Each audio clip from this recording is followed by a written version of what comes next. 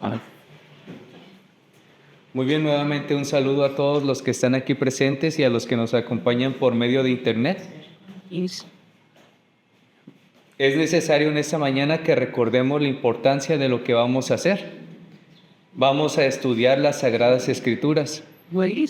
Las Sagradas Escrituras son la palabra de Dios. Las Sagradas Escrituras es la palabra de Dios que no solamente busca nutrir nuestro intelecto, no solo busca llenarnos de conocimiento, sino que su objetivo final es nutrir nuestra fe y enseñarnos la voluntad de Dios para nuestras vidas. Entonces, en esta mañana nos reunimos para estudiar juntos la palabra de Dios y nutrir a través de ella nuestras almas. Estamos estudiando el Evangelio según Marcos. Estamos ubicados en el capítulo 1 y en esta mañana nos corresponde ver los versículos 35 al 39. Bien. Estamos ya ubicados en los versículos 35 al 39. Amén. Voy a dar lectura a nuestro favor a estos versículos. Dice de la siguiente manera: levantándose muy de mañana, Jesús, siendo aún muy oscuro, salió y se fue a un lugar desierto y ahí oraba. Y le buscó Simón y los que con él estaban, y hallándole le dijeron: todos te buscan. Él les dijo: vamos a los lugares vecinos, para que predique también allí, porque para esto he venido. Y predicaba en las sinagogas de ellos en toda Galilea y echaba fuera los demonios. Entonces vemos en esta sección, Marcos continúa narrándonos cómo fue el ministerio del Señor Jesucristo a través de Galilea. La imagen que debemos tener presente es la del Señor Jesucristo en este primer capítulo, enseñando a través de toda Galilea. Marcos en su Evangelio ya nos ha mostrado distintas cosas sobre este principio del ministerio del Señor. Y hemos visto cómo el evangelista relaciona o va mostrándonos la relación que tienen los eventos milagrosos que hace el Señor con las profecías del Antiguo Testamento. Marcos ya nos ha presentado varias imágenes de quién es el Señor. Nos ha presentado a Cristo inicialmente como el Hijo de Dios. Ya nos lo ha presentado también como el Mesías, el Rey prometido. Y la última imagen que nos mostró Marcos la vimos en Isaías 53.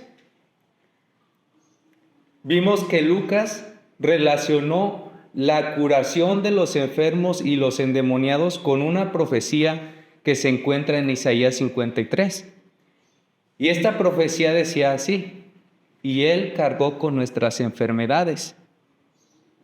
Pero si usted lee el capítulo de Isaías 53, trata con un personaje prometido al pueblo de Israel que traería la venida del reino y que traería la salvación.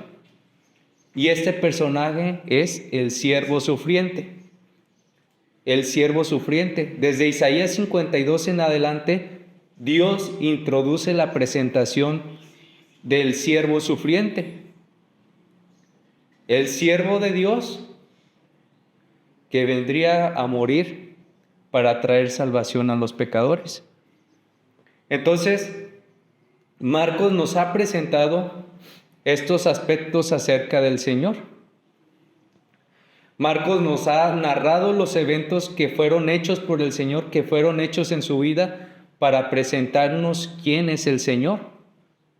No es solamente un milagrero, no es un profeta, no es un rabí, es el Hijo de Dios, es el siervo sufriente, es el Rey prometido. Los judíos no podían relacionar esta idea. Cuando ellos pensaban en el Mesías, en el Rey prometido, pensaban en alguien como David, un rey que traería gloria, que traería liberación, que acabaría con los reinos enemigos. Pero esa no es la imagen completa del Salvador que nos presenta Dios en el Antiguo Testamento. Es el Rey prometido, el Mesías, el Salvador, pero también es el siervo sufriente. Porque la salvación que viene a traer este Rey prometido es una más grande de la que pueden aspirar nuestras almas, más grande de lo que nosotros pudiéramos imaginar o concebir terrenalmente. La salvación que viene a traer este Rey prometido es la salvación del pecado, la salvación de la ira de Dios. Y esta es la idea que nos presenta Marcos.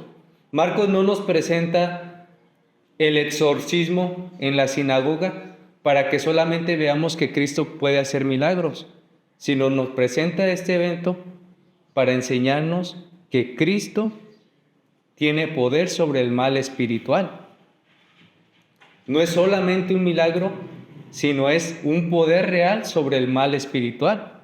No solamente exorcizó al hombre en la sinagoga, sino que posteriormente se nos dice que exorcizó a muchas personas que venían a él con demonio. Entonces nos muestra un poder real sobre el mal espiritual.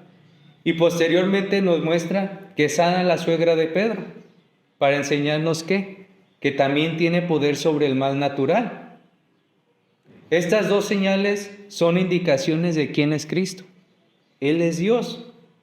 No es un milagrero solamente, sino que Él es Dios. Él es el Hijo de Dios. No solamente exorciza un demonio, exorciza a varias personas endemoniadas, y no solamente cura a la moribunda suegra de Pedro, sino que cura a muchos enfermos, porque a la noche, después de curar a la suegra de Pedro, se agolpa a la gente que viene enferma y hay otros que vienen endemoniados y los sana.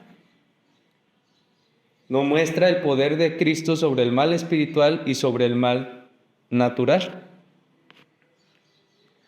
Entonces, estos eventos que nos va a presentar constantemente Marcos en el Evangelio no forman parte de la casualidad, no están o no son sin propósito alguno. Marcos nos muestra estos eventos en el Evangelio y siempre los debemos de ver ligados a la profecía.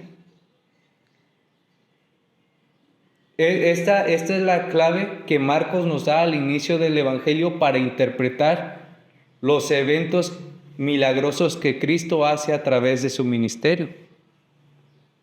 O sea, desde inicio nos marca cuál es el punto correcto como debemos de considerar los milagros que va a hacer Cristo a través del Evangelio.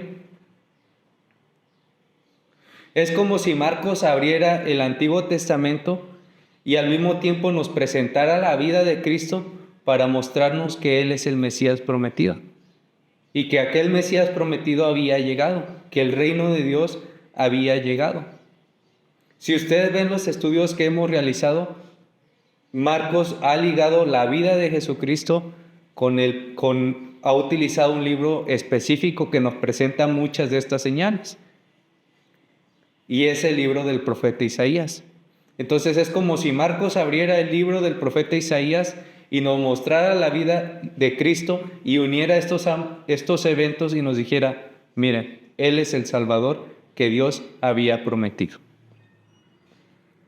Y esto nos lleva a una conclusión, y es que la llave para comprender los evangelios es la siguiente: que la vida de Cristo se desarrolla como el cumplimiento de las profecías.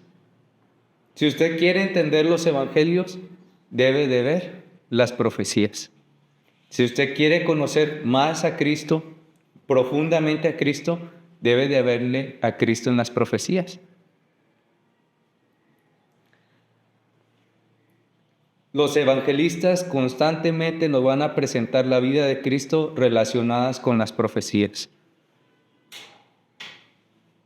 Cristo es el que da cumplimiento en su vida a las profecías. Y entonces este punto clave lo debemos de considerar a través de nuestro estudio del Evangelio según Marcos. Pero también es una llave que nos permite entender los otros evangelios. Ahora, centrándonos a la porción que nos concierne estudiar en este día, Marcos, el evangelista, pasa a mostrarnos cuál fue la reacción del pueblo ante las señales que el Señor hizo. O sea, ya nos presentó que Cristo fue a la sinagoga, enseñó en la sinagoga, ¿y qué hizo el pueblo? Dijo, este enseña con autoridad y no como los escribas. Y posteriormente sale un endemoniado y ven el poder de Cristo sobre el endemoniado. Ellos dicen, este verdaderamente enseña con autoridad, pero no vemos que ninguno de ellos le siga. No vemos que ninguno de ellos verdaderamente se ponga a sus pies para ser enseñado. Vemos que van detrás de él para que les cumpla milagros. Vemos que van detrás de él para recibir algo de él, pero no para servirle. Solamente se nos narra, o Marcos nos presenta, nos narra, que 4 personas son las que comienzan a seguirle, para ser instruidos y enseñados por él. Pedro, Jacobo, Juan y Andrés. Estos 4 discípulos. Pero entonces Marcos ahora pasa a enseñarnos cuál es la reacción del resto del pueblo, del resto de las personas que habían sido testigos de los eventos que ha hecho Cristo en estos inicios de su ministerio. Entonces, en esta mañana vamos a considerar 2 escenarios. En el primer escenario vamos a considerar cuál es la reacción del pueblo. ¿Cuál sería su reacción si usted estuviera ubicado aquí en los evangelios y viera estas señales? Vamos a ver cuál es la reacción del pueblo. Y posteriormente vamos a considerar cómo es el actuar del Señor. Y esto lo vamos a hacer a través del siguiente bosquejo. El título de la enseñanza de este día es Una fama no deseada. Una fama no deseada. Y el primer punto que vamos a ver es la incredulidad disfrazada. La incredulidad disfrazada. El segundo punto que vamos a ver es la distinción entre la fe y la incredulidad. La distinción entre la fe y la incredulidad. Y el tercer punto que vamos a considerar son las prioridades del ministerio de Cristo. ¿Cuáles son las prioridades del ministerio de Cristo? Esto lo vamos a ver a través de la vida del Señor. Entonces vamos a ver nuestro primer punto, la incredulidad disfrazada. Marcos 1:35 al 39 dice: Levantándose muy de mañana, siendo aún muy oscuro, salió y se fue a un lugar desierto, y allí oraba. Y le buscó Simón y los que con él estaban. Y hallándole le dijeron: todos te buscan. Él les dijo: vamos a los lugares vecinos, para que predique también allí, porque para esto he venido. Y predicaba en las sinagogas de ellos, en toda Galilea, y echaba fuera a los demonios. Entonces ya anteriormente hemos venido hablando sobre la importancia de la venida del Señor Jesucristo. Y también hemos venido hablando de que los evangelios nos presentan desde inicio quién es Él. Mencionábamos que los evangelios realizan la presentación de la vida de nuestro Señor para llamarnos a creer en Él. O sea, Marcos, el evangelista, no nos presenta solamente una historia. Marcos no nos está narrando una fábula, no es un mito. Marcos nos está presentando la vida del Señor Jesucristo para que nosotros creamos en Él, para que nosotros vayamos a Él con fe en su persona, con fe en quién es Él. Sin embargo, ya Marcos en este primer capítulo nos ha mostrado reiteradamente que toda la gente de los alrededores de Galilea vienen al Señor Jesús, pero vienen al Señor Jesús de una manera incorrecta. Ya nos había dicho anteriormente que en el evento de la sinagoga, al final, que el ministerio del Señor Jesucristo comenzó a adquirir popularidad. También nos mencionó que cuando va a la casa de Pedro, al anochecer la gente viene y se agolpa a la puerta en busca de un milagro. Y aquí nuevamente nos viene a traer este mismo tema. Nos viene a mostrar la misma escena. La gente se agolpa siguiéndole al Señor, pero por una razón incorrecta. Lucas 4:42 dice, Lucas 4:42 es el pasaje paralelo a Marcos 1:35 y 39. Lucas 4:42 dice, cuando ya era de día, salió y se fue a un lugar desierto, y la gente le buscaba, y llegando a donde estaba le detenían para que no se fuera de ellos. Marcos 1:37 y 38 dice, y hallándole le dijeron, todos te buscan. Él les dijo, vamos a los lugares vecinos para que predique también allí, porque para esto he venido. Notemos dos cosas que nos narran tanto Marcos como Lucas. Marcos nos dice, todos lo buscan, todos lo buscaban. Y Lucas nos dice, le detenían y no le dejaban ir. Entonces el ministerio del Señor comienza a adquirir fama, comienza a adquirir popularidad. Pero esta era una fama no deseada. Marcos nos ha mostrado que el Señor comienza a adquirir fama y popularidad, pero no era una fama deseada. Y el problema que nos presenta aquí es que ante las señales que el Señor ha hecho, las personas le buscan por razones incorrectas. Le buscaban por interés, le buscaban por beneficiarse, le buscaban por recibir algo de Él. El escritor nos menciona este evento y creo que lo hace con la intención de mostrarnos que la gente le buscaba, pero no por una fe genuina, no con una fe genuina. Marcos coloca este evento con un propósito especial y es mostrarnos la distinción entre lo que es la fe y lo que es la incredulidad. La incredulidad no es solamente decir yo no creo en Dios. La incredulidad no es rechazar la idea de Dios, no es rechazar el hecho de que Dios obre sobre el orden natural. La incredulidad no es sinónimo de ateísmo. A eso lo podemos titular incredulidad abierta. Es una incredulidad tajante que dice simplemente no creo en Dios. Pero la incredulidad no solamente se define de esa manera.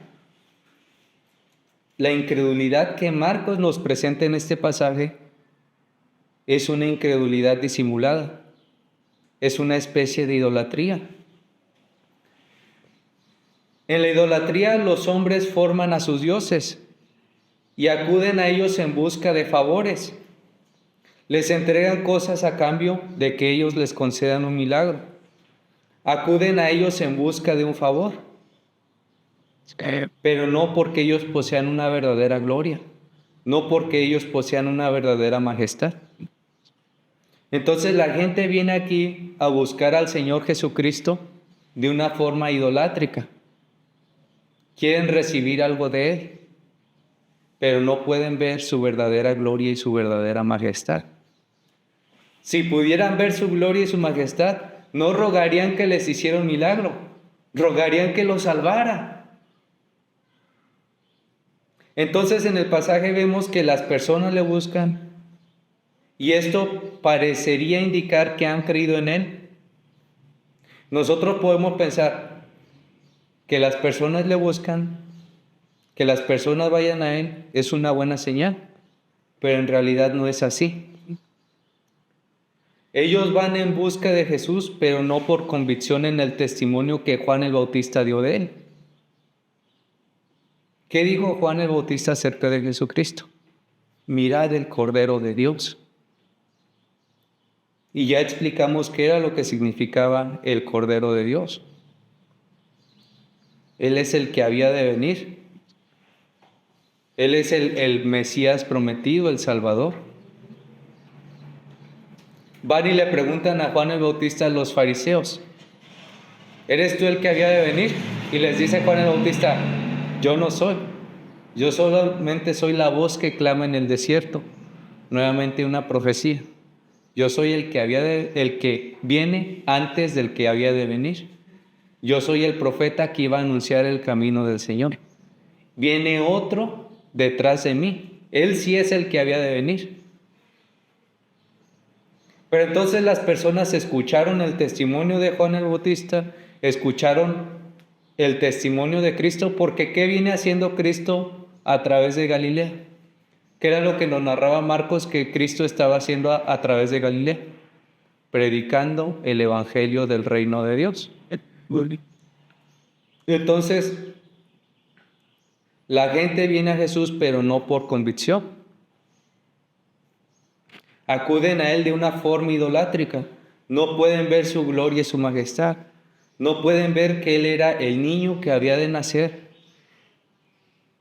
Jehová con nosotros, Dios con nosotros. No pueden ver eso. Ellos decían en la sinagoga, enseña con autoridad y no como los escribas. Pero nuevamente no vemos que ninguno le siga, ninguno que venga a ser enseñado por Él, ninguno que acuda a Él para ser salvado de sus pecados. No vemos esto. Es como en la actualidad. Las personas van a la iglesia, pero no van por las razones correctas. Hay muchos motivos por los cuales en la actualidad las personas pueden acudir a la iglesia. Por hacer amigos, por sentirse bien, porque la música les agrada, por recibir algún milagro. Hemos visto que hay iglesias que promueven los milagros para atraer a la gente y la gente se deja ir en busca de un milagro. Pero esa no es la razón correcta. Esa no es la razón correcta. Hay personas que van a la iglesia por recibir ayuda o por formar parte de un grupo. Pero el verdadero motivo, la verdadera razón para ir a la iglesia es por la necesidad que nuestras almas tienen del Salvador. Eso es lo que necesitamos. Las personas aquí no pueden ver la verdadera necesidad que sus almas tienen del Salvador. Estos que vienen en busca de un milagro de Jesús no pueden ver que Jesús vino a dar, a cumplir, a suplir la verdadera necesidad que las almas tienen de Él. Ellos no van a Él reconociendo la necesidad de ser salvados de sus pecados y perdonados por Dios. Las personas que nos muestra el pasaje, estos hombres que se agolpan para recibir un milagro de Jesús, no vemos que hayan recibido su palabra y tampoco vemos que entiendan la dimensión de lo grave que es el pecado, no entienden la dimensión de lo que implica la venida de Cristo, no comprenden quién es Cristo. El pueblo va a Cristo, pero no por los motivos correctos. Y ese es un mal que se encuentra presente no solamente en el pasaje, sino en la iglesia actual. La gente no va a Cristo por los motivos correctos. La gente no conoce a Cristo. A la gente no le importa Cristo.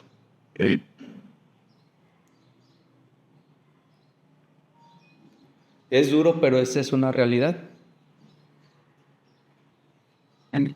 Y es por eso que nuestros corazones necesitan ser exhortados por la palabra de Dios.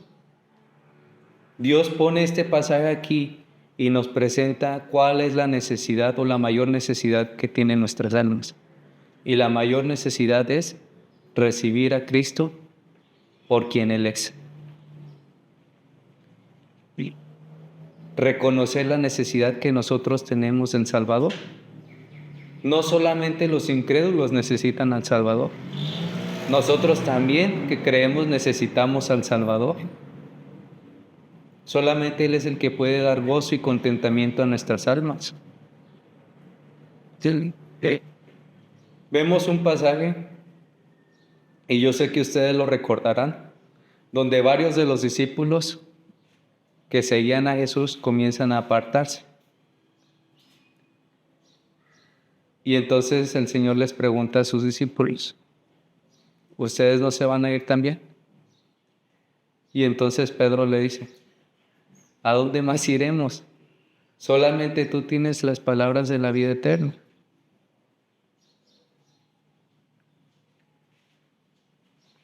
Eso es la dimensión de lo que nosotros debemos de comprender al ver a Jesús, al Señor Jesús. ¿A dónde más iremos? Solamente tú eres el que puedes traer verdadero gozo a nuestras almas. Solo tú eres el que puede redimirnos de nuestros pecados. Solo tú eres el que puedes darnos vida eterna. Pero la gente aquí en este pasaje no reconoce esto. Y también estoy seguro que mucha gente no reconoce esta verdad hasta nuestros días. Y esto es porque la iglesia de hoy en día no predica esta realidad. La iglesia de hoy en día no predica la necesidad que los hombres tienen de Cristo. La iglesia de hoy en día se va mayormente por la popularidad, por el dinero o por otros intereses. Pero la tarea principal que tiene la iglesia es la de predicar a los hombres la necesidad que todos los hombres tenemos del Salvador. Presentar una imagen correcta de quién es Cristo.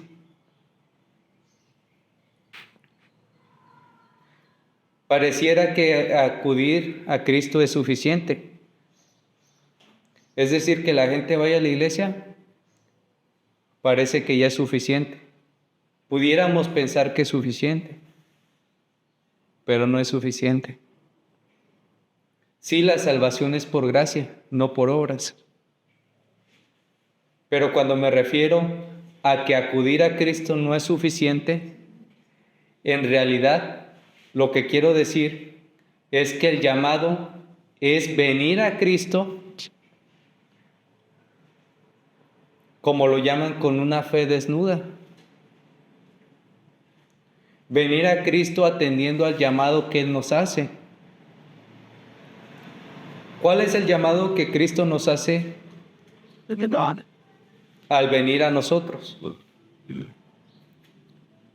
¿Cuál es el llamado que Cristo nos hace a venir a Él? No nos hace el llamado de venir y ocupar un lugar en la iglesia. No nos hace el llamado de venir y ofrecerle algo a Él. El llamado que Él nos hace es a venir a Él con arrepentimiento y fe. La manera correcta de venir a Cristo es venir en arrepentimiento y fe. Esta especie de popularidad que adquiere el ministerio de Cristo en el pasaje no es deseada. El Salvador no quiere que pensemos menos de Él, de lo que Él es. Ellos piensan que solamente es un hombre que viene a cumplir sus necesidades, que viene a hacer milagros. Pero no es eso. El Salvador no quiere que pensemos de Él menos de lo que Él es. Él es el Salvador. El Salvador nos llama a venir a Él en arrepentimiento y fe. Cristo no se contenta con la popularidad porque Él reconoce la necesidad que tienen nuestras almas de recibirle a Él. Nuestras almas necesitan recibirle a Él por lo que Él es. Cristo no es como los hombres ni sus falsos dioses. Él no se complace con la popularidad. Cristo no se complace con la popularidad. Nosotros los hombres nos complacemos cuando las personas nos halagan, cuando las personas hablan bien de nosotros. Nosotros los hombres nos gusta que nos hagan la barba, como decimos nosotros en nuestro contexto, que nos lamboneen, Pero Cristo no es así. Cristo mira los corazones. Cristo no se complace con la popularidad. El llamado que Cristo hace a nuestros espíritus es a que se rindan delante de Él y le adoren. A que respondamos a Él con fe y no con un corazón idólatra.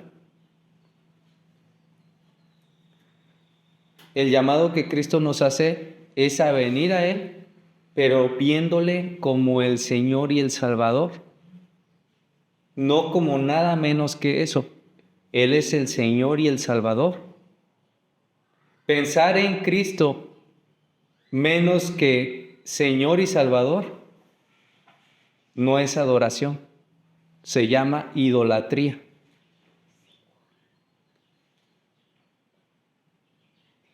Entonces el llamado que Cristo hace es a venir a Él, pero viéndole, reconociéndole como el Señor y el Salvador. Pero esa no es la manera como las personas que están aquí en el pasaje vienen a Él. Ellos vienen a Él, pero con un corazón idólatra, que buscan recibir algo de Él. Y esa imagen se nos va a presentar a través de los evangelios. Palabras de adulación hacia Cristo.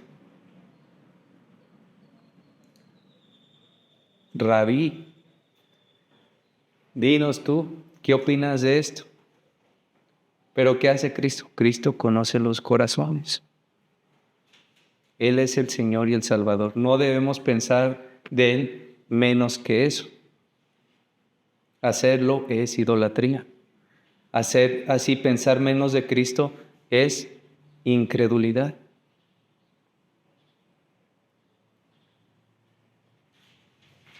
Entonces vamos ahora a ver nuestro segundo punto. La distinción entre la fe y la incredulidad. Cuando hablamos sobre la fe, debemos distinguir entre la fe verdadera y la incredulidad disimulada. En la actualidad, la palabra fe no nos comunica el sentido que nos presentan las Sagradas Escrituras. La palabra fe en nuestro contexto se interpreta como una opinión. Algo que puede ser cierto o que no puede ser cierto. ¿Cuál es el problema aquí? Que en algunas ocasiones usted puede creer algo, puede abrazarlo como la verdad definitiva, porque simplemente es su manera de ver las cosas, y sin embargo estar completamente equivocado. O usted puede creer algo que le cuenta a otra persona, abrazarlo como la verdad, y con el tiempo darse cuenta de que aquello que había creído no es así, es desacertado. Y esto es debido a que las opiniones, los prejuicios que las personas suelen tener no son absolutamente verdaderos, no son objetivos. Pero la fe no es una opinión. Actualmente, como les digo, la fe es sinónimo de opinión, lo que yo creo que puede ser, pero también puede no ser. Pero la palabra fe en las Escrituras no es sinónimo de una opinión. La fe en las Escrituras es sinónimo de algo absoluto, de algo completamente verdadero, de algo real. Yo estoy seguro que tanto usted como yo nos hemos equivocado muchas veces. Nuestras opiniones no han sido siempre acertadas. Y esto es porque las opiniones de los hombres no pueden reemplazar ni pueden alterar aquello que es de una manera. No pueden cambiar. Por ejemplo, yo no puedo establecer que el cielo es amarillo y el mar violeta simplemente porque yo opino que son así, porque yo percibo que son así. Yo puedo opinar lo que a mí se me dé la gana, pero eso no reemplaza lo que es real, lo que es verdadero. Hay una diferencia muy grande, abismal, imposible de conciliar entre lo que es real y lo que no. Yo puedo creer que puedo volar, pero si me aviento del techo, les aseguro que no voy a poder volar. Pero la fe no es una opinión. La fe no es algo que carece de objetividad. La fe no es algo irreal. La fe de la que nos hablan las Escrituras no es errante, no es algo que puede o no ser cierto. La fe de la que hablan las Escrituras descansa en el testimonio que Dios ha dado. Descansan en la palabra de Dios. Y cuando hablamos de que la palabra de Dios es el testimonio en el que descansa nuestra fe, debemos considerar la persona de Dios, o más bien debemos considerar la naturaleza de Dios. ¿Por qué la fe a la que llaman las Escrituras no se puede equivocar? No puede cambiar. Porque lo que Dios ha revelado es absoluto. La naturaleza de Dios es perfecta, es verdadera. Dios es infalible. Dios que nos ha dado las Escrituras no cambia, no se equivoca.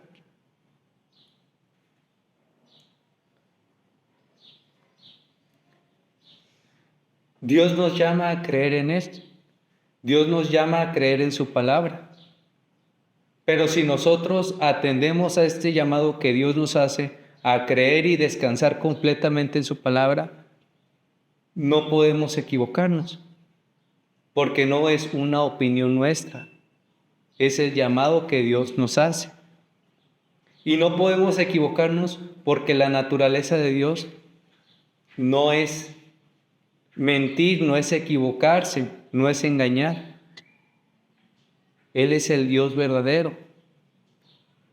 Él es el autor de la vida. Él es el que no cambia, el que es perfecto por los siglos.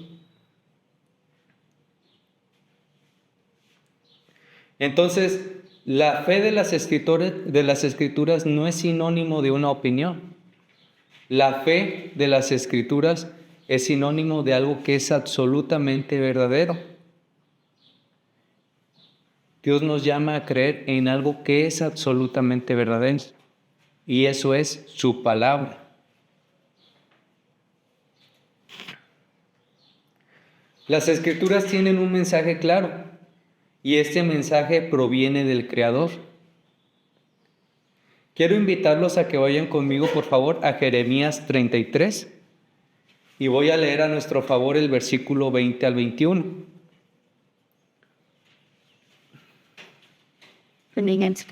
Jeremías 33, y voy a leer del versículo 20 al 21.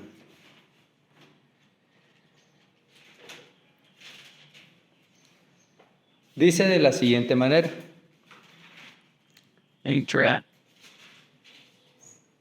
Jeremías 33, 20 al 21.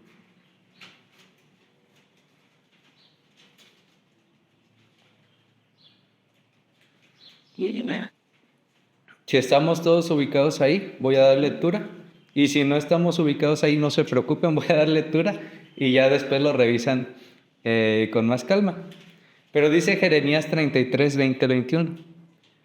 Así ha dicho Jehová: si pudieres invalidar mi pacto con el día y mi pacto con la noche, de tal manera que no haya día ni noche a su tiempo, podrá también invalidarse mi pacto con mi siervo David, para que deje de tener hijo que reine sobre su trono, y mi pacto con los levitas y sacerdotes, mis ministros. Si observamos este pasaje con detenimiento, vamos a ver dos cosas. La primera cosa que vamos a ver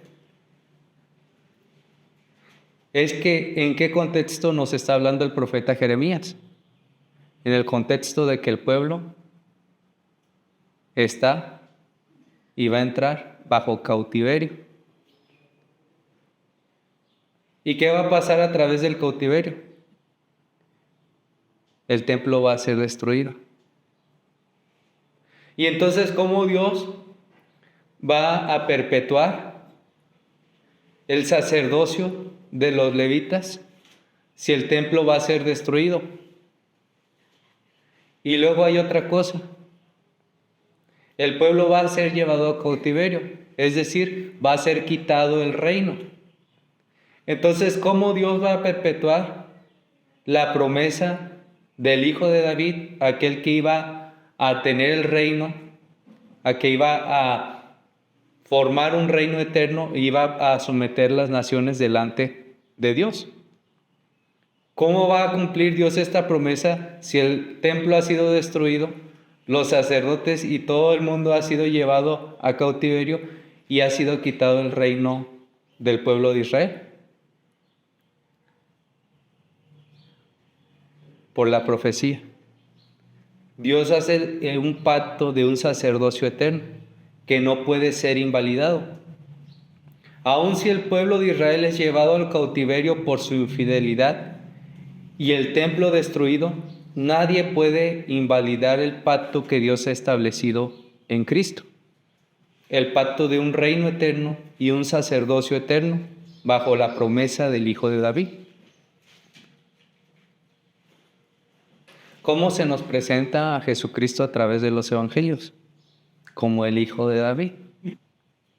Cuando veamos este título debemos de pensar en aquel que perpetúa el sacerdocio eterno y que perpetúa el reino eterno. Entonces la primera cosa que nos muestra aquí es que Dios va a perpetuar su sacerdocio y su reino a través del Hijo de David, que es nuestro Señor Jesucristo.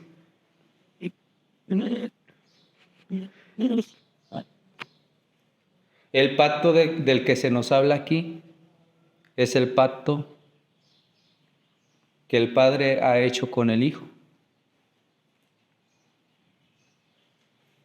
El pacto entre el Padre, Hijo y Espíritu Santo para traer la redención a los hombres, para salvar a los pecadores. Entonces esa es la primera cosa que debemos considerar en nuestro pasaje. Pero la segunda cosa es la siguiente, y es la que quiero que meditemos en este momento. Dios presenta a Jeremías una comparación que nos muestra su fidelidad y constancia. Dios dice, bueno, si hay un hombre que puede evitar que salga el sol, que cambie el orden que yo he puesto sobre la naturaleza, el orden que he puesto sobre el universo, entonces también alguien puede detener y puede evitar que yo cumpla lo que he prometido.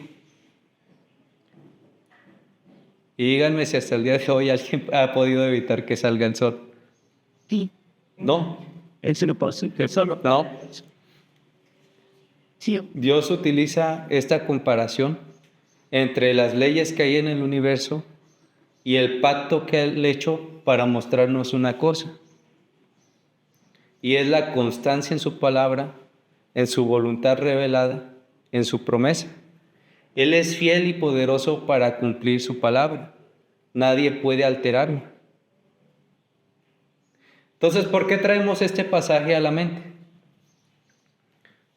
Por lo siguiente, para mostrarnos que todo lo que Dios ha revelado en su palabra, asimismo Dios lo cumplirá. Y así como es cierto que Dios gobierna sobre el universo, que Dios sostiene el universo, que Dios cumple y da continuidad al orden natural, asimismo Dios cumplirá su palabra.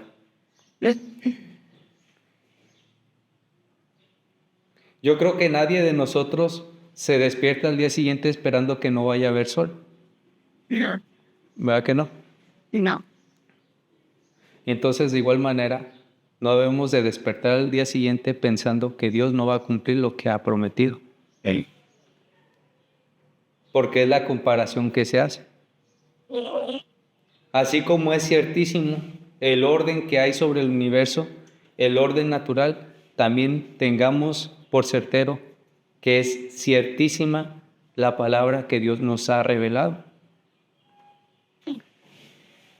Dios nos llama a creer en algo que es absolutamente verdadero.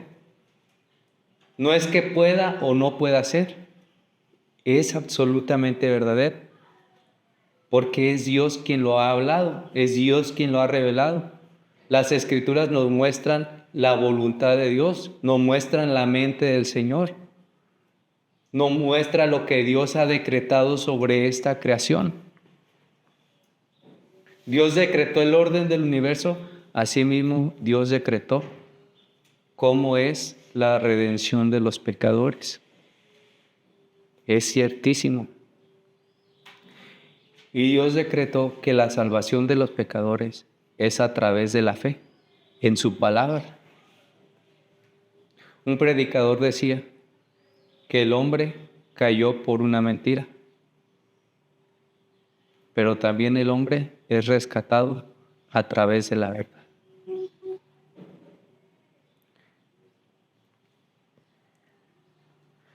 Este pasaje nos ilustra la naturaleza de Dios. Dios es inmutable, es decir, no cambia. Dios es soberano, cumplirá lo que ha dicho. Dios es fiel a su palabra y a sus promesas. Dios estableció la redención por la fe en Cristo como Salvador. Es así y así será. Entonces, la fe de las Escrituras, de la que hablan las Escrituras, el contenido de la fe, no es una opinión. Descansan en la revelación que Dios nos ha dado en su palabra. La fe de la que nos hablan las Escrituras nos llama a creer en la verdad de Dios. Hey. ¿Qué es la verdad? Cristo nos enseña qué es la verdad. Cristo es la verdad. Ya hablamos que Cristo en su vida nos muestra la naturaleza de Dios, nos muestra cómo es Dios, nos muestra la voluntad de Dios, nos muestra la gloria de Dios. Hebreos 1, ¿qué nos hablaba acerca de Cristo? Cristo es el resplandor de la gloria de Dios.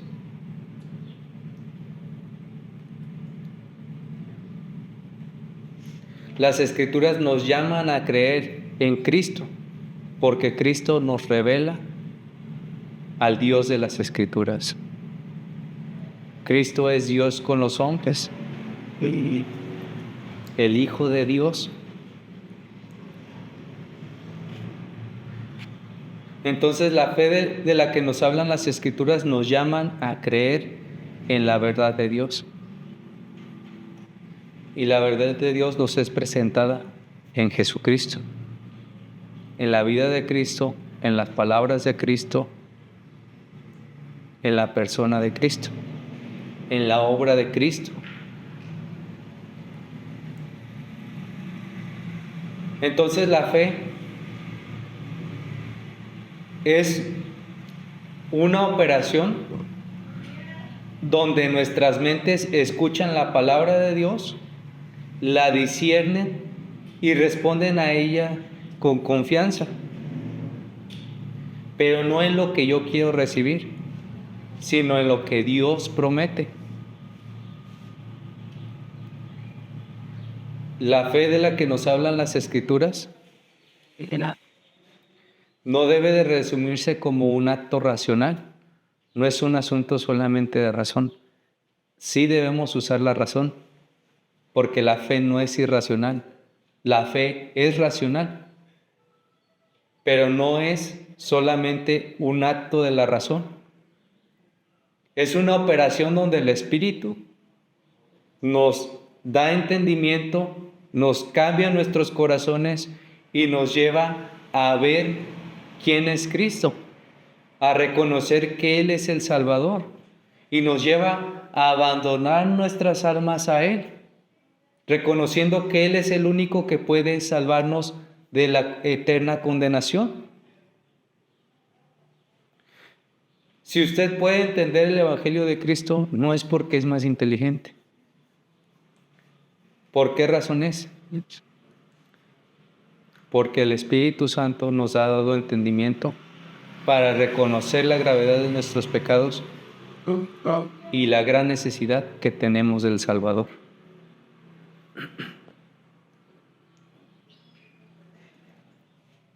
Entonces, en esta actividad, cuando se produce la fe, es una operación del Espíritu Santo donde Él nos da entendimiento para escuchar la palabra de Dios, para discernirla y responder a ella con confianza en lo que Dios promete. Dios promete perdón de nuestros pecados por la fe en Cristo como Salvador. Y esto es absolutamente verdadero. Porque es lo que Dios ha declarado, es lo que Dios ha establecido, es la manera en que Dios redime a los pecadores. La fe de la que nos hablan las Escrituras, la manera correcta de acudir a la persona del Salvador, involucra conocimiento del Salvador. Es decir, ¿cómo puedo creer en alguien que no conozco? Debo de conocer al Salvador, pero el Salvador que nos presentan las Escrituras involucra confianza sincera en Él. De nada sirve si usted conoce al Señor, pero no confía en Él, no confía en lo que Él promete. Entonces es una confianza sincera en Él. Si yo confío en Cristo y al mismo tiempo confío en mis obras, si yo confío en Cristo y en lo que yo puedo hacer, si yo confío en Cristo pero al mismo tiempo confío en un ídolo, eso no es confianza. Es confianza sinceramente en Él. Es una voluntad rendida que busca su amparo únicamente en el Salvador. Es el clamar del alma donde el alma dice: Señor, soy un pecador. Aquí está mi vida. Dispón de ella conforme a tu voluntad.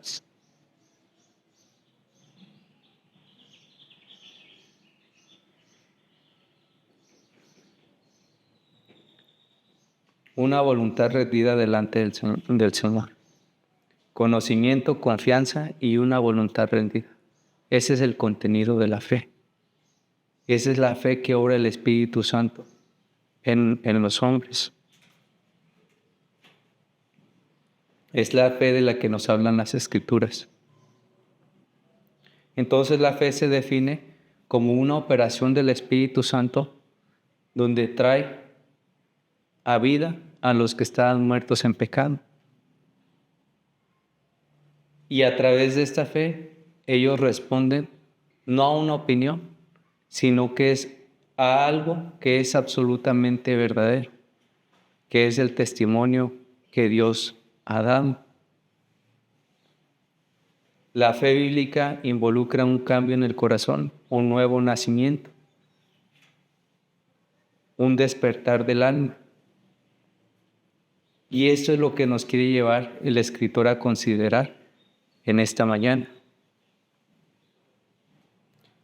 Marcos nos presenta este evento, lo escribe muchos años después de la resurrección de Cristo y lo está presentando a miembros de una iglesia en Roma. Y este evangelio va a ser compartido con muchas iglesias de los alrededores. Y plantea este evento para preguntarles lo siguiente: ¿cómo recibirás el testimonio que te voy a presentar en mi Evangelio acerca de Jesús? Esa es la pregunta que Marcos plantea aquí, en este punto. ¿Cómo vas a recibir el testimonio que se presenta en este Evangelio acerca de Jesús? Y esta será una pregunta que constantemente se nos presentará a través del Evangelio. ¿Lo recibirás con una incredulidad abierta? Confío. ¿Lo recibirás con una incredulidad disimulada? ¿Recibirás a Cristo en base a lo que quieres recibir de Él? ¿O creerás en Él como lo que Él es, el Señor y el Salvador? Entonces Marcos nos presenta, el escritor nos presenta la fe como algo más que ir a Cristo. O sea, es ir a Cristo, pero es ir a Cristo verdaderamente. Es ir a Cristo verdaderamente.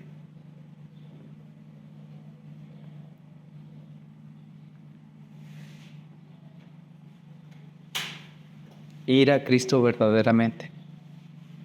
¿Qué quiere decir esto? ¿Que usted tiene que ser perfecto para ir a Cristo? ¿Verdad? Que usted, siendo pecador, simplemente vaya a Él porque necesita ser salvado de sus pecados. Que usted vaya a Él, aunque no le conozca mucho, que vaya a Él para ser enseñado por Él.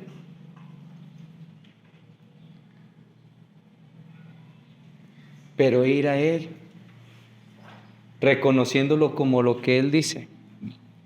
Él dice que es el Señor y que es el Salvador. Entonces la fe es más que ir a Cristo. Es ir a Cristo reconociéndole por lo que Él es, no pensando menos de lo que Él es, reconociéndole por lo que Él es, el Señor y el Salvador. Y menciono todo esto porque incluso la palabra Señor y Salvador ha perdido el significado, ha perdido el valor. Se interpreta solamente como palabras que no tienen ningún contenido.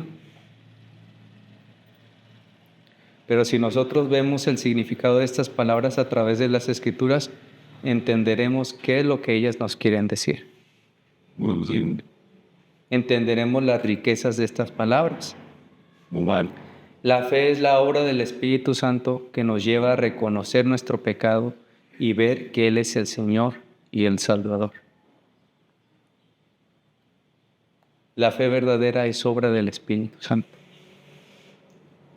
No es obra del intelecto, no es obra de las emociones, es una obra del Espíritu Santo.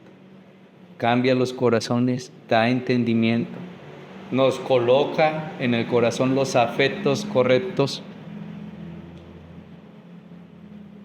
para reconocer al Salvador. Una imagen preciosa que siempre nos recuerda lo que es la fe en Cristo es la de aquellos que acuden a Él con fe, simplemente por el hecho de gozar de su presencia. ¿Qué hace María? Ella no le importa si los discípulos se están criticando, si ellos se están quejando porque ella acaba de desperdiciar un perfume de gran costo a la visión de ellos. ¿Qué hace ella? A ella no le importa. Ella ahorró 3 años para derramar este vaso para preparar al Señor para su muerte. Y los demás están peleando por quién va a ser el mayor. Pero ella no, ella se rinde a los pies del Señor y comienza a lavar sus pies con sus cabellos y le unge sobre la cabeza con el aceite. Ella no quiere otra cosa, ella no pide un milagro, ella quiere estar con su Señor. Y eso es lo que busca la fe. La fe busca al Señor por quien Él es. La fe se contenta con el Señor.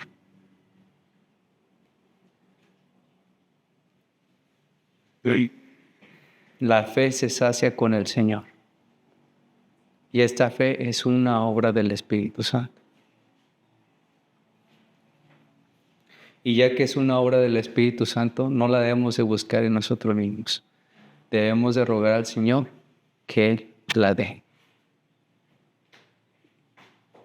Y si usted aún siente el anhelo de creer en el Señor, o si usted ya cree en el Señor, también esto es obra del Espíritu Santo. Él es el que produce ese anhelo. Usted por naturaleza no puede querer nada bueno.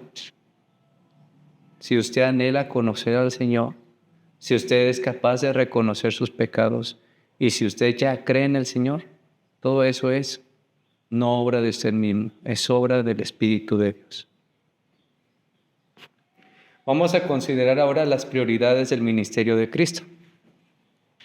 Ya hemos considerado el llamado que Dios nos hace a creer en su Hijo. Ya hemos considerado el llamado que Dios hace a creer en su Hijo. Ahora vamos a considerar la imagen que los evangelios nos presentan del Señor y vamos a extraer algunas aplicaciones. La primera aplicación es la siguiente. Recordemos las prioridades de la iglesia. Vemos que toda la gente comienza a buscarle. ¿Y qué hace el Señor? Se aparta. Marcos nos narra que el Señor se aparta. La acción de Cristo nos muestra que lo que está ocurriendo no es algo que Él desea. La gente comienza a buscarle, el Señor se aparta, porque esto no es algo que Él desea. Ese no es su ministerio. Versículo 35, se fue a un lugar desierto y ahí oraba. Versículo 38, Él les dijo, vamos a los lugares vecinos para que predique también allí, porque para esto he venido. Lo importante aquí es que las personas escuchen su palabra y crean en Él para que no mueran en sus pecados. No vemos a Cristo dando prioridad a los milagros, sino que lo vemos priorizando lo importante. Él da prioridad a la oración y a la predicación. Cristo da prioridad a la predicación debido a que es por medio de la predicación, por medio de la predicación de su persona y de su obra, que Él salva a los pecadores. La gente no necesitaba un milagro.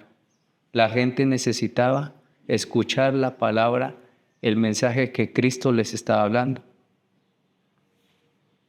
Él se aleja dando prioridad a la predicación. Lo que los hombres necesitaban era escuchar su palabra, porque es su palabra la que da vida a los hombres. Es por medio de la predicación de su palabra que se produce la fe. Romanos 10:17. Así que la fe es por el oír y el oír la palabra. La fe es por el oír y el oír por la palabra de Dios. Tengamos presente y recobremos esta prioridad dentro de la iglesia. Si Cristo ve como prioridad dentro de su ministerio la predicación, no debemos abandonar la predicación. Tengamos presente que si queremos que la gente crea en el Señor, debemos de presentárselos. Debemos de presentarles el Cristo que nos presentan las Escrituras. Recordemos que es el Señor, que es su palabra, la que se encarga de producir la fe. La iglesia debe de recordar la prioridad de la predicación del Evangelio de Cristo. Cristo ve esto algo como prioritario, asimismo nosotros lo debemos de ver. La gente necesita conocer al Salvador y conocerlo como Él es. Es triste que muchas personas vayan a la iglesia. ¿Cuántas miles de personas van a las iglesias de aquí a los alrededores?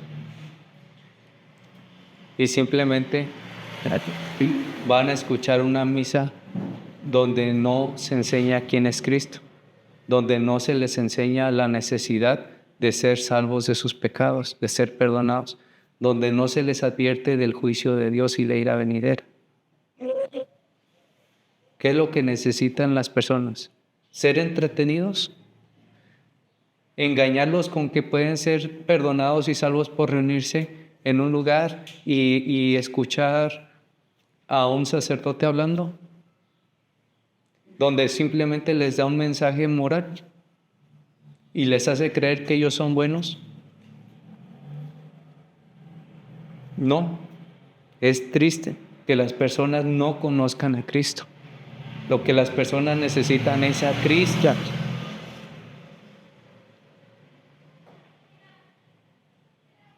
Nosotros debemos recobrar la predicación de Cristo, porque es por medio de la predicación que el Espíritu Santo da vida a los pecadores.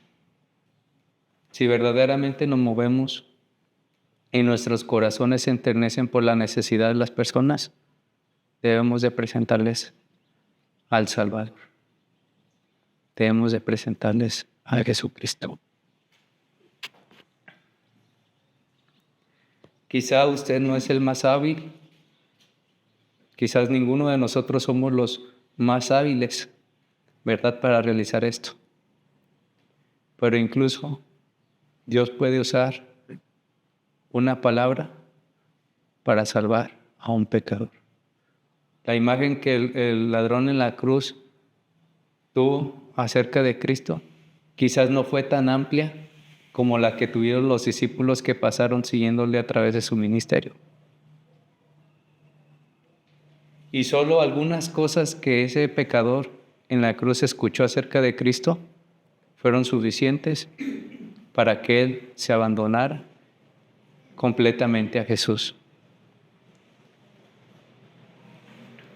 Segundo punto de aplicación. La iglesia debe abandonar lo innecesario y recobrar lo esencial.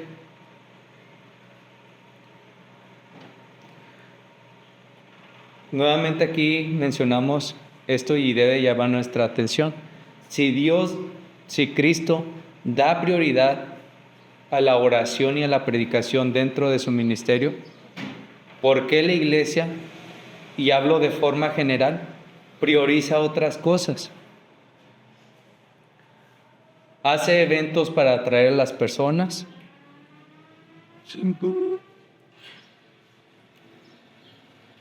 Promueve música de género al gusto de la población para atraer a más personas. Se enfoca en muchas actividades, conferencias, reuniones, grupos sociales. Da prioridad a otras cosas, pero no a estas dos que son esenciales. La predicación del Evangelio y la oración. Si la iglesia abandona la predicación del Evangelio de Cristo y abandona la oración, termina fallando, porque deja lo que es más importante.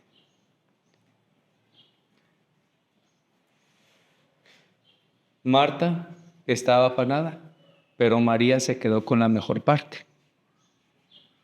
La iglesia también en ocasiones se afana por muchas otras cosas y deja lo más importante. Pero en la predicación y en la oración está la mejor parte.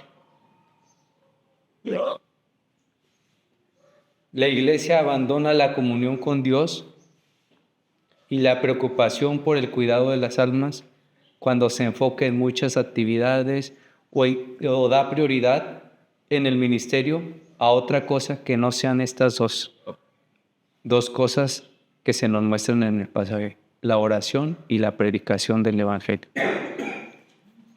Si nosotros preguntamos, ¿por qué muchos púlpitos se han vuelto fríos y avaros? Si nosotros preguntamos, ¿por qué se ha perdido el deleite y la dulzura de la comunión con Dios en medio de las iglesias? La respuesta es la siguiente: porque se han cambiado las prioridades en el ministerio. Se ha abandonado la oración y se ha abandonado la predicación del Evangelio de Cristo. La iglesia del Nuevo Testamento hacía una sola cosa: ¿Cómo comenzó la iglesia? Y llegó hasta nuestros días. La iglesia del Nuevo Testamento hacía una sola cosa: predicaban el Evangelio de Cristo. ¿Y qué hacía el Señor? El Señor traía a su pueblo. No debemos dar otras prioridades al ministerio. Nuestra prioridad debe ser la predicación del Evangelio de Cristo. Y el Señor va a traer a su pueblo. Las personas necesitan conocer quién es Jesucristo. Venir a Cristo por las razones correctas. La iglesia del Nuevo Testamento oraba por la venida del reino de Dios, oraba por el reino de Dios, el crecimiento, el avance del reino de Dios. ¿Y qué hacía Dios? Dios avanzaba a su reino con poder. Pero la iglesia de nuestros días no hace eso. Ha abandonado la predicación del Evangelio y ha abandonado la oración. ¿Qué debemos de hacer nosotros? ¿Qué debe de hacer la iglesia de hoy en día? Abandonar lo innecesario y recobrar lo esencial. Lo innecesario son todas aquellas prioridades que no son las que se nos muestran en el pasaje. Debemos dar prioridad a lo que Cristo da prioridad: la oración y la predicación. Buscar a Dios de todo corazón. La iglesia de nuestros días debe volverse a Dios y buscarle de una manera sincera, de todo corazón. Eso es lo que necesitamos. Necesitamos abandonar lo innecesario y recobrar lo esencial. Cristo debe ocupar el lugar central de nuestra adoración. Si hacemos otra cosa que no sea esto, ¿cómo creen que se llama? Idolatría.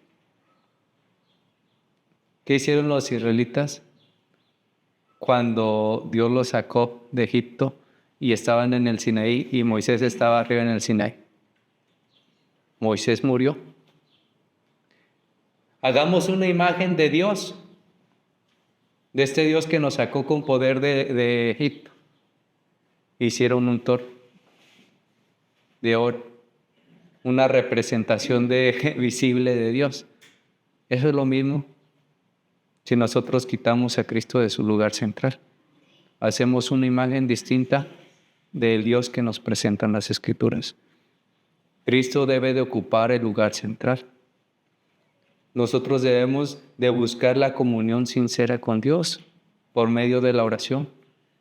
Y debemos de predicar a Dios, predicar a Cristo, predicar al Dios de las Escrituras. Cristo debe ocupar el lugar central en nuestra adoración, ya que es por Él que nosotros podemos adorar a Dios y tener comunión con Él. Nadie puede ir al Padre si no es por mí, y no mí, sino Cristo, es el que dice eso. Cristo debe ocupar el lugar central en la adoración. Si quitamos a Cristo de en medio, no hay nada que podamos hacer. Juan 15:5. Yo soy la vid, vosotros los pámpanos. El que permanece en mí y yo en él, éste lleva mucho fruto, porque separados de mí nada podéis hacer. Cristo debe cobrar, debe tener el lugar central de la adoración. ¿Por qué es ese lugar? Ese es el lugar que le pertenece. Cristo es el único que está a la diestra del Padre, a la diestra de Dios. Cristo es el único que nos da esa comunión con Dios. Cristo es Dios con los hombres.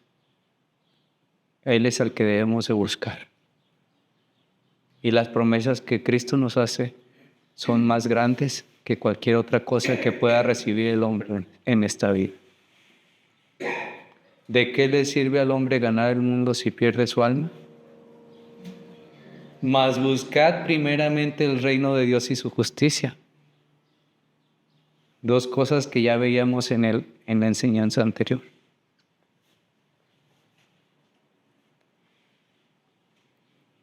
De nada le sirve al hombre ganar el mundo. Pero si el hombre tiene a Cristo, ha recibido la verdadera riqueza para la que se nos ha, de alguna manera, traído a este mundo. Se nos ha prolongado la paciencia de Dios. ¿Por qué Dios no derramó su juicio inmediatamente cuando el hombre pecó? Por una cosa. No para ganar el mundo, sino para conocer a Cristo, para ganar a Cristo. Él es la riqueza de este mundo. Él es lo que necesitamos. A Él es a quien debemos de venir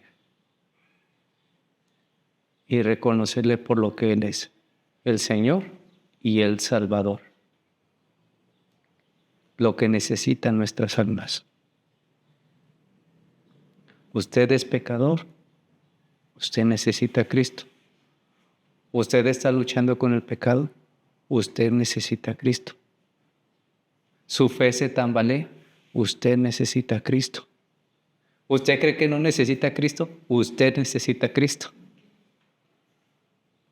John Bunyan, el gran predicador, quien vea sus libros, lea sus libros, va a decir, ese es un hombre que caminaba con Dios, que conocía a Dios. Pero John Bunyan en sus libros generalmente nos describe cómo es la vida del cristiano, a través de las luchas que le vivía. Y en su vida nosotros vemos que incluso muchas veces su fe se tambaleaba. Y cuando su fe se tambaleaba, ¿qué creen que hacía John Bunyan? Se abandonaba en el Salvador. Se abandonaba en el Salvador. Señor, líbrame de la incredulidad. Eso es lo que deben de hacer nuestras almas. Cuando el Señor iba a ser entregado, ¿qué hizo Pedro? Le dijo, Pedro, tú me vas a negar 3 veces. Yo jamás te negaré, mi vida pondré por ti. Cantó el gallo 3 veces y le negó. Su fe se tambalea. ¿Quién es el que lo preservó y lo sostuvo en medio de esa situación y lo restauró? Cristo. El hombre es frágil, su fe es frágil, su corazón se tambalea. Nosotros necesitamos al Salvador. Siempre debe tener su lugar central. El trono le pertenece. Y siempre también debemos abandonarnos en Él. Eso es la fe, abandonarse en el Salvador. El Evangelio de Marcos nos deja 2 cosas en mente. Por una parte nos llama a buscar a Dios de todo corazón para adorarle, no por interés, no por conveniencia, sino por quien Él es. Y en segundo lugar, a presentar el Evangelio de Cristo, porque el Evangelio de Cristo es el medio que Dios utiliza para llamar a su pueblo. Es por medio de la fe en Cristo que Dios salva a los pecadores. Buscar a Dios de todo corazón y predicar al Salvador para que las personas lo conozcan, porque es a través de su Evangelio que el Espíritu Santo obra y produce la fe. Que toda la gloria sea para nuestro Dios, que el Señor nos ayude, a los que no creen que puedan creer en Él, que el Espíritu Santo obre en sus vidas, trayendo convicción de pecado, dando fe para que reconozcan al Señor como el único Salvador. Y a nosotros que ya creemos, que el Espíritu Santo nos fortalezca, nos guarde y nos ayude continuamente a buscar al Salvador. Amén. También. Vamos a orar para encomendarnos a Dios. Padre Santo, te damos gracias por la predicación de tu palabra. Gracias por la enseñanza que tú nos has dado en este día. Gracias por mostrarnos lo que es la fe y lo que no es la fe. Gracias por mostrarnos que no hay nada en nosotros por lo cual nosotros hubiéramos ganado el perdón. No hay nada en nosotros que nos haga mejores personas que los demás, mejores personas que los pecadores, sino que todo consiste en lo que tú has hecho por nosotros. Todo consiste en que tú has dado a un grandioso Salvador, tú has dado a tu amado Hijo a morir por los pecadores. Ayúdanos, Señor, a poner nuestros ojos solamente en Él. Ayúdanos a crecer en el conocimiento de su hermosura y de su majestad. Ayúdanos también produciendo confianza, que esa confianza vaya creciendo, esa confianza en su persona y en sus promesas vaya creciendo, Señor. Que sea algo real, algo palpable, algo vívido en nuestras vidas. Que no sea conocimiento intelectual, sino que sea visto con la realidad en nuestra vida, Señor. Que esas promesas que tú nos has dado puedan deleitar nuestros corazones aquí en esta vida y llevarnos a abandonar las cosas que nos alejan de ellas. Padre, te damos gracias también y te pedimos, Señor, que también lleves nuestras voluntades a rendirse delante del Salvador. Lleves a nuestras voluntades a caminar constantemente con Él. Que nos des victoria en esas luchas con el pecado. Que nos ayudes a abandonar el pecado y a seguir a nuestro Señor, a buscarle de todo corazón. Ayuda, Señor, retornando tu iglesia a ti, retornando tu iglesia a estas dos cosas que son sumamente importantes: la predicación del Evangelio de Cristo y la oración. Ayúdanos, por favor, Señor. Cambia las prioridades que los ministerios dan hoy en día a otras cosas y ayúdanos a recobrar estas dos prioridades que nos presenta nuestro Salvador en este pasaje. Y estas dos prioridades a las cuales atendía la iglesia de los primeros días, de los primeros siglos. Esa predicación donde ellos anunciaban a Cristo como el Señor y el Salvador, y tú obrabas la fe y formabas tu iglesia, donde ellos oraban por el avance de tu reino y tú avanzabas tu reino con poder. Ayúdanos, por favor, Señor nuestro. Te rogamos estas cosas y te lo pedimos en Cristo Jesús nuestro Señor. Amén.